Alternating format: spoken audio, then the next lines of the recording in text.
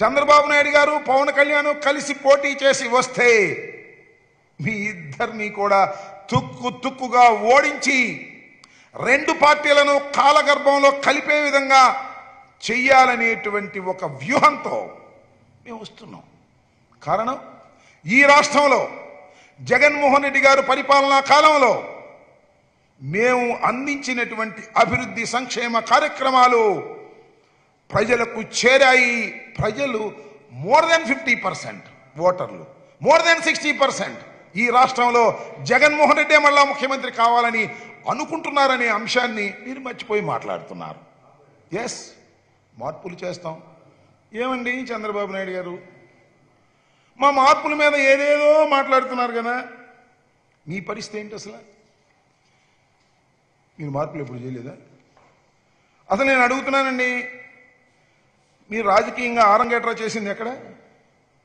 కాంగ్రెస్ పార్టీలో. ఆరంగేట్రా చేసింది చంద్రగిరిలో. చంద్రగిరిలో మీరు పోటీ చేశారు, చంద్రగిరిలో గెలిచారు, కాంగ్రెస్ పార్టీలో మంత్రి అయ్యారు. ఎన్టీ రామారావు గారు తెలుగుదేశం పార్టీని 1983లో పెడితే తుక్కుగా చంద్రగిరిలో ఓడిపోయారు. తర్వాత చంద్రగిరి నుంచి షిఫ్ట్ అయిపోయారే, కుప్పానికి వచ్చారే, కుప్పంలో ఇవాళ పోటీ చేస్తున్నారే. అసలు కుప్పంలో గెలుస్తారా మీరు? తేల్చుకోమని మనం చేస్తున్నా. అసలు కుప్పంలోనే పోటీ చేస్తారా? అది కూడా క్లారిటీ లేదు. కుప్పం నుంచి పారిపోయే దశకు వచ్చారు. మీ అబ్బాయి అసలు నాకు తెలియకూడదండి, మీ చంద్రగిరి కదా, చిత్తూరు కదా, రాయలసీమ కదా. మీ అబ్బాయిని ఏంటండి మంగళగిరిలో పెట్టారు? ఎందుకు మంగళగిరిలో పెట్టారు? ఎందుకు మార్చారు? అది మార్పు కదా? ఆ మార్పు సమంజసం అయిందా? ఊరిని అడుగుతా ఉన్నా.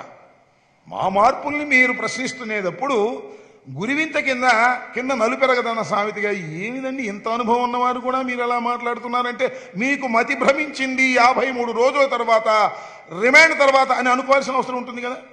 అక్కడ దాకా ఎందుకు? ఎన్టీ రామారావు గారు కుమారుడు ఉన్నాడు బాలకృష్ణ గారు, మరి స్వగ్రాం గుడివాడు కదా, మీరు ఎందుకండి హిందూపురంలో పెట్టారు?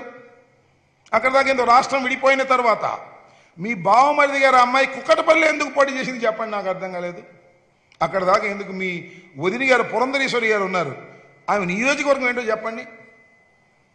మీరు కానీ మీ కుటుంబ సభ్యులు కానీ ఎన్టీ రామారావు గారు కుటుంబ సభ్యులు కానీ ఎక్కడెక్కడెక్కడో పోటీ చేయొచ్చు, కానీ వైఎస్ఆర్ కాంగ్రెస్ పార్టీ అభ్యర్థులు మాత్రం అటు ఇటు మార్చుకుంటే మా సౌలభ్యం కోసం మీకెందుకయ్యా ఈ కడుపు మంట అని అడుగుతా ఉన్నా.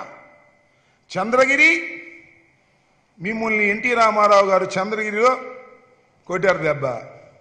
ఇక్కడ మంగళగిరిలో జగన్మోహన్ రెడ్డి గారు మీ అబ్బాయిని కొట్టారు దెబ్బ. అక్కడ చంద్రగిరిలో నువ్వు, ఇక్కడ మంగళగిరిలో మీ అబ్బాయి. రాసుకోండి, ఈ ఎన్నికల తర్వాత చంద్రగిరిలో మంగళగిరిలో ఇద్దరికి ఇక శంకరగిరి మాన్యాలే పట్టేటటువంటి పరిస్థితి ఉంటుందనేది మర్చిపోవద్దు. ఈ ఎన్నికల తరువాత తెలుగుదేశం పార్టీ భూస్థాపితం కాక తప్పదు.